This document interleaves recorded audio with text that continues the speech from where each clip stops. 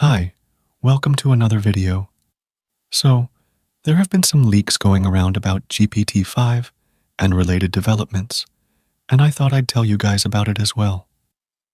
If you remember, OpenAI has been hinting at their next model for a while, but now things are getting a bit more concrete. Over the past week, some clear signs of GPT-5 have started showing up, and I wanted to walk you through what's actually been found, how it lines up with previous OpenAI rollouts, and how you can use an alleged earlier version of GPT-5 for yourself as well. But before we do that, let me tell you about Ninja Chat. Ninja Chat is an all-in-one AI platform where, for just $11 per month, you get access to top AI models like GPT-4o, Claude 4 Sonnet, and Gemini 2.5 Pro, all in one place. I've been using Gemini for quick research, but what's really cool is their AI playground, where you can compare responses from different models side by side. Their mind map generator is a game changer for organizing complex ideas as well. The basic plan gives you 1,000 messages, 30 images, and 5 videos monthly, with higher tiers available if you need more. Use my code KING25 for 25% off any plan, or KING40 yearly for 40% off annual subscriptions. Check the link in description to try it yourself. Now, back to the video. First off, the main piece of news is that a recent pull request in the Biosec benchmark repository included a reference to GPT-5 Reasoning Alpha. This commit was dated July 13th, and it's the first time we've seen GPT-5 explicitly mentioned in a public repository. So, the fact that GPT-5 is being tested in this context tells us that OpenAI is focusing on research utility and safety as part of their early evaluation process. This kind of accidental public mention actually isn't new for OpenAI. We've seen similar leaks with previous major model releases, where internal experiments end up referenced in open-source workflows before any official announcement. It's almost become a bit of a pattern at this point. Not long after the Biosec leak, another new model called O3 Alpha Responses started appearing online. This one is interesting because it's been generating complex web applications, like Minecraft clones, in a single step, and it's also shown strong capabilities with SVG graphics. There's no confirmation yet on whether O3 Alpha Responses is actually related to GPT-5 or if it's an entirely separate project, but its coding performance is notable. On public benchmarks, it's been outperforming a lot of the usual competitors, which is worth keeping an eye on. OpenAI's big models have always had some kind of leak or early repo mention before the official launch.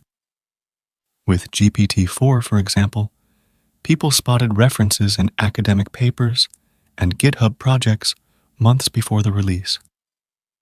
This time, the Biosec repo is serving a similar role.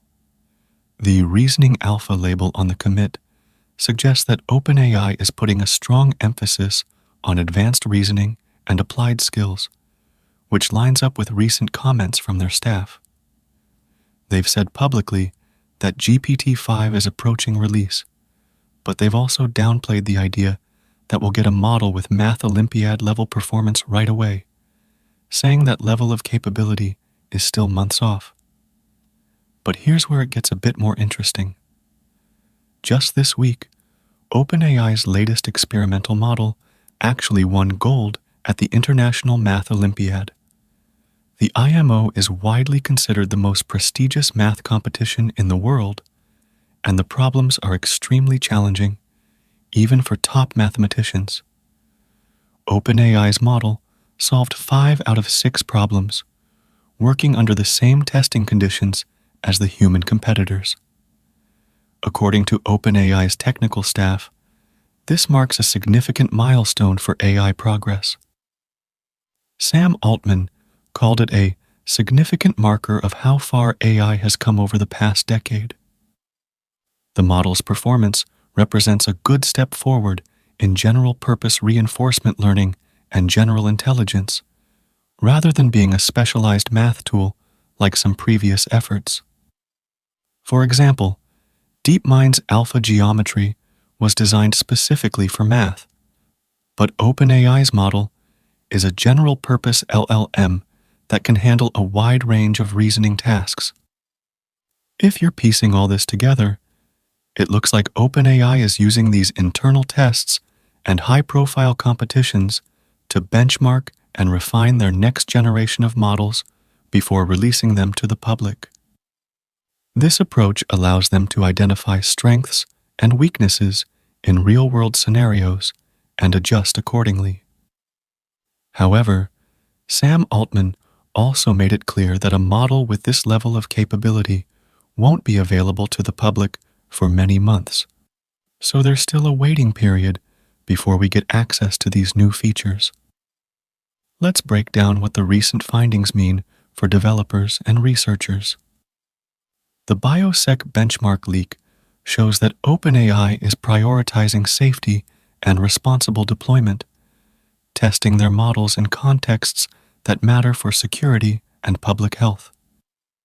The appearance of O3 alpha responses, with its strong coding and graphics generation abilities, suggests that OpenAI is also focused on practical skills for developers.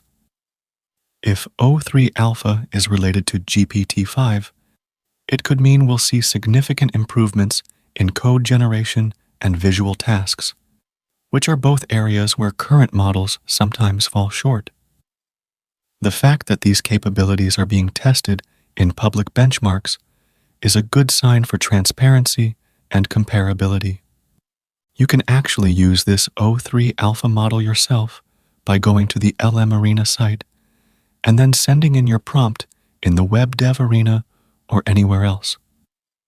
What you'll see is that sometimes you'll get a model named Anonymous Chatbot, which is supposed to be the O3 alpha model, and that should give you some insane results in the web dev tasks as well, which is kind of awesome. You can get a taste of what you might see in GPT-5. On the other hand, there are still some open questions. For one, there's no official word yet on the exact relationship between GPT-5 and O3 alpha responses. It's possible that O3 alpha is an entirely different project, or it could be an early version of GPT-5. Until OpenAI provides more details, we're left to speculate based on the available evidence. There's also the issue of verification. While OpenAI's model performed well at the IMO, some skeptics have pointed out that the results haven't been independently verified, and there are questions about training methods, the scope of the model's intelligence, and the practical utility for everyday users.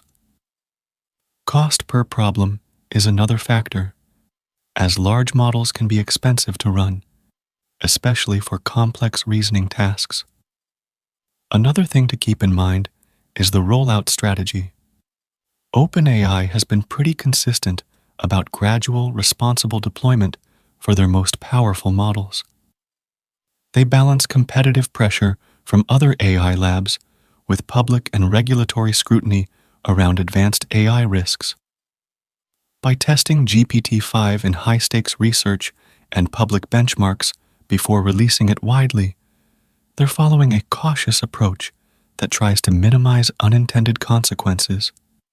This means we might see a phased release, with limited access for researchers and developers before a broader rollout to the general public.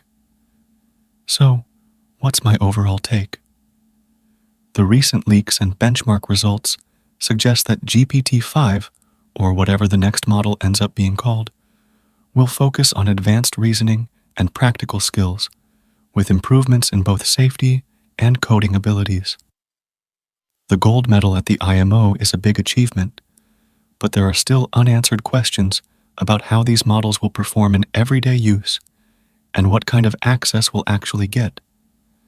For now, the best thing to do is keep an eye on official updates from OpenAI and watch for more signals in public repos and benchmarks. If the current trajectory holds, the next few months could bring some significant advancements in what language models can do. Please subscribe to the channel and share your thoughts. I'll see you in the next video. Bye.